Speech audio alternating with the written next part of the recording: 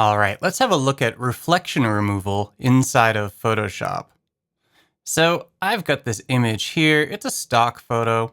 We can see it's come in as just a background layer, and it's shot through a window, and we have reflections that are kind of obscuring, kind of muddling the image.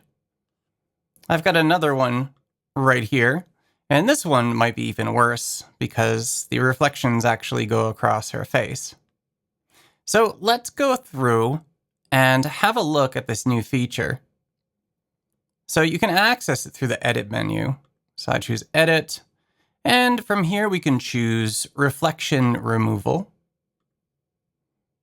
And a dialog for this pops up where we can make a couple of choices. We can create a separate reflection layer. What this will do is actually create two separate additional layers, and it'll also preserve your background layer. So it's not going to delete the original image at all, which is really nice, completely non-destructive. But this separate reflection layer will actually be a layer that contains what Photoshop sees as the reflection. And then you'll get another layer that's the layer with the reflection completely removed.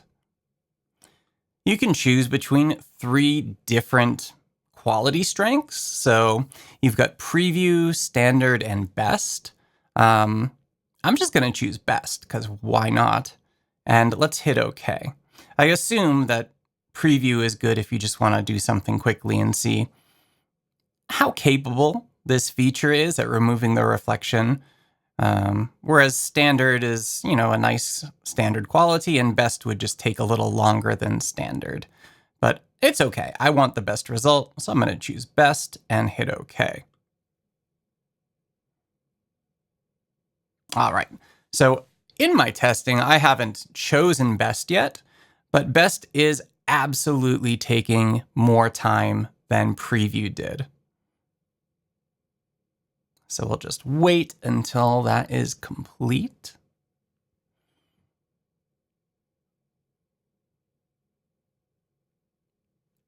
And when I tested this with preview, the results were really good. So I'm assuming best is going to do an amazing job with this image.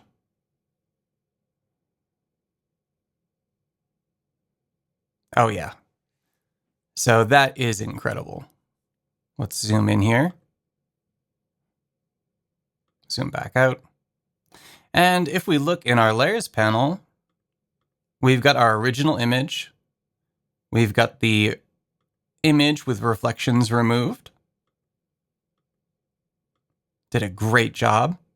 And in addition to that, we also have the reflection layer.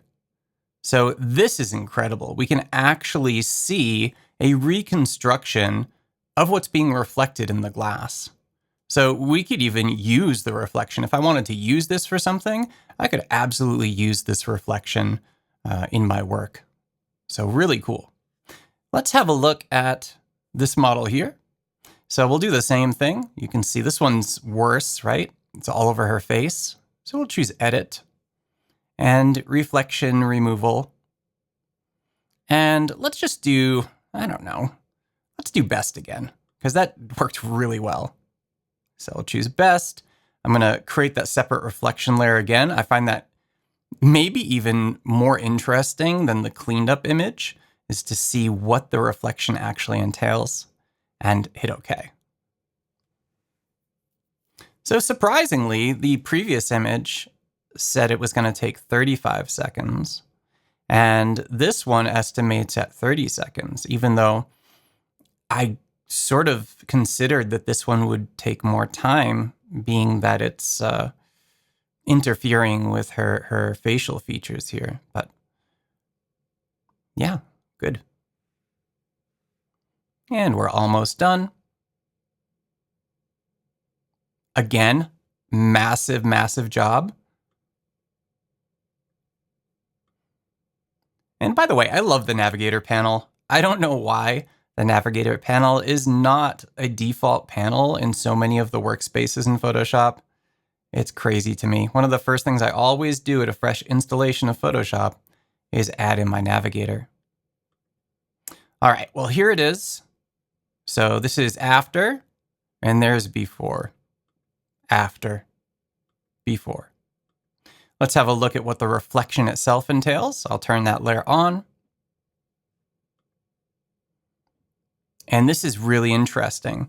We can actually see the photographer here who took the image, took that photographic exposure. So really, really interesting stuff inside of this new feature in Photoshop, reflection removal. And if we look here, what version of Photoshop is this? It's 27.6.